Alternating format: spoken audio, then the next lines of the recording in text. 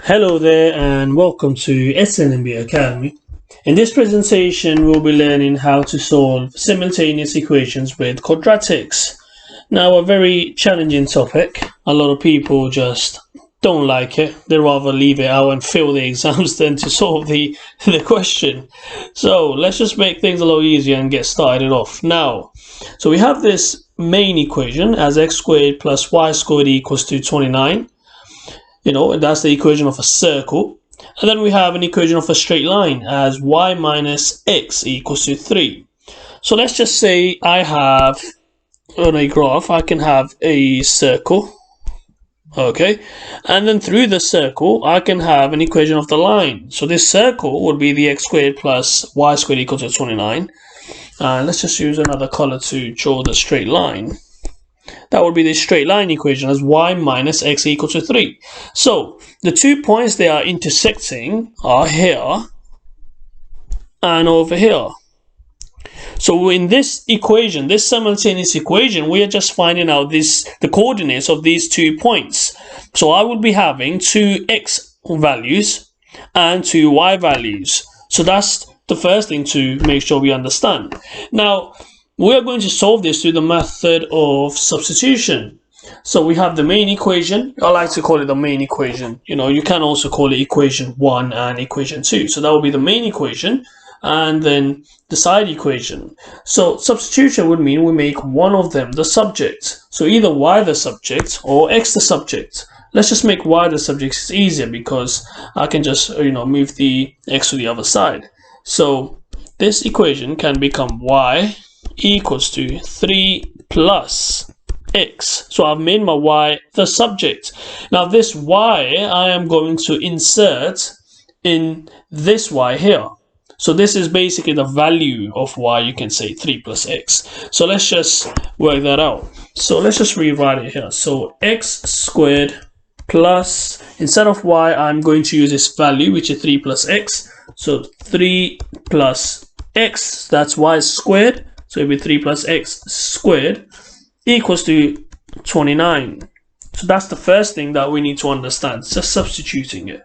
Now, to make things easier, we are going to just expand our bracket. So that will become x squared plus 3 plus x, bracket 3 plus x, since it's 3 plus x squared, so I'll write that twice. Now 29 here equals to 29. I'm going to take 29 to the other side, to this side, so I can make this equation equal to 0. So that 29 will go to this side and become negative 29. And then make this equation equal to 0. So that will become, quadratic equation. We're now solving it. So we need to make sure we have a quadratic equation equals to 0. Now, let's just continue. So that's x squared. Now expand this bracket. Plus 3 multiplied by 3, 9. 3 multiplied by x plus 3x. Now this x multiplied by 3 plus 3x, and x multiplied by x, that's x squared, so plus x squared. And minus 29 will stay as it is, minus 29 equals to 0. So step by step we are understanding what we do. We just have to look at one step at a time. We don't need to proceed any further. So now what we have is a long expanded equation. We are just going to add up the like terms, cancel out the like terms. So x squared and x plus x squared, so that gives me 2x squared. Can cancel out to make things easier for yourself. So then we have to look at the x's. So we have plus 3x plus 3x, so that becomes plus 6x. So let's just get rid of that. And lastly but not least, we have the numbers. Plus 9 and then minus 29. So plus 9 take away 29 would it give us a negative 20. And that's equal to 0. Cancel that out. We don't have anything else left. So we have our quadratic equation as 2x squared plus 6x minus 20. Now we have a look for ourselves. If you think that the quadratic equation is it can be simplified, then you go ahead and simplify it. And if it's not possible, you can just do it like that. So this can be simplified. We can divide the whole quadratic equation by 2. And that will give us x squared plus 3x minus 10 equals to 0. Now we have this quadratic equation, and we can just solve the quadratic equation by factorize. So we have to factorize this equation first. So let's just say we look at each value. So that's my a equals to 1. If you don't know how to solve the quadratic equations, we already have a video up factorizing quadratic equations. Don't forget to check that out. So a will become 1. My b is 3, and my c will be minus 10.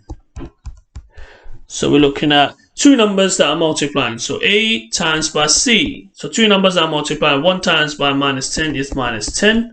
And b is my 3. So two numbers that are multiplying to give you a negative 10, and the same two numbers would add to give you a positive 3. So now we are going to find the factors of 10. So factors of 10. Bearing in mind, you don't have to do all of this if you can already do it mentally. The whole reason that we are covering like this is to for new beginners, you know, so that it's easier for them. They know what to do. So factors of 10, we're looking at 1 and 10. We're looking at 5 and 2. Don't look at the negative for now. So the set of the pair that we're going to look at will be 5 and 2. So this 10 can be broken into 5 and 2. So multiplying to give me a negative number and adding to give me a positive. So that means because it's multiplying to give me a negative, that means one of these two factors, 5 or 2, would need to be negative. So I can either have minus 5 and 2 or 5 and minus 2. So we will have 5 and minus 2 because 5 and negative 2 multiply to give me a negative 10, and 5 minus 2 would give me a 3. So that will become minus 2. So my 3x here will be breaking down into positive 5x and a negative 2x. So let's just go down and continue with that.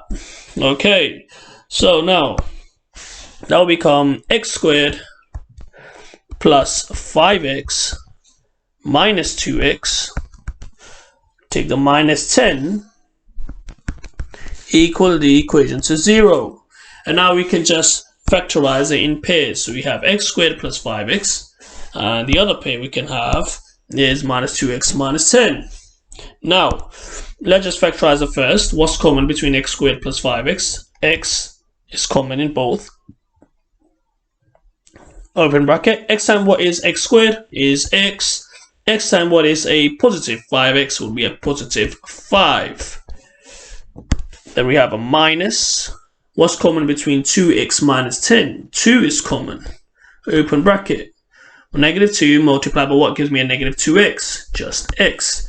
And now negative 2 multiplied by what gives me a negative 10? It would be a positive 5. You have to make sure that we're actually looking at our signs. You know, don't get our signs confused. You get one sign wrong and you get the whole equation wrong. You lose all the marks. There's no point.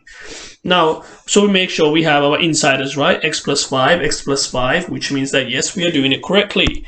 So the two brackets will then become x minus 2 and x plus 5 equals to 0. So we have two values of x's here. So x minus 2 plus x minus 2 and x plus 5 equals to 0. So we have to find the values.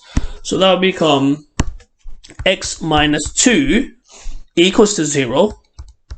And in this one, it would be x plus 5 equals to 0. And you make x a subject. So x equals to minus 2. Go to the other side, a positive 2. So you can just write that as 2. And in this one, positive 5 would go to the other side, and that will become x equals to a negative 5. And now we move on. We have our two values of x's now. So x plus 2 and x minus 5. If you just go back up, so we have two coordinates in purple here. So we have got our two coordinates of x's. Now to find the coordinates of y, we are going to insert these two values of x, which are 2 and minus 5, into any one of these two equations and find our y. Now it's common sense. It's a lot easier if we just plug into the simple straight line equation and find our y value. It'd be a lot easier. So our equation was y equals to 3 plus x. So let's just go here. So my equation is y equals to 3 plus x. Now I'm going to insert my my x value, into this equation as y equals to 3 plus x. So let's just insert this one here. So let me just continue on this side. It'll be a lot easier to understand. Okay, so y equals to 3 plus x. Now let's just plug our x value. So that will be y equals to 3. My x is a 2, so plus 2 equals to y equals to 5. And same thing for my equation for this, x equals to minus 5. So I write the equation y equals to 3 plus x. And now I will insert my x value. So that will become y equals to 3. X is a negative 5. So negative 5 equals to. So 3 take away 5 is a negative 2. So I have my final two values of x's and two values of y. So how do you write the final answer? You will say when x equals to 2, your y equals to 5. Y equals to 5. Or when your x equals to a negative 5, your y equals to a negative 2. Y equals to a negative 2. So there we are. It looks long, but it's very nice and simple once you get the hang of it. Just making sure we are following our steps the right way.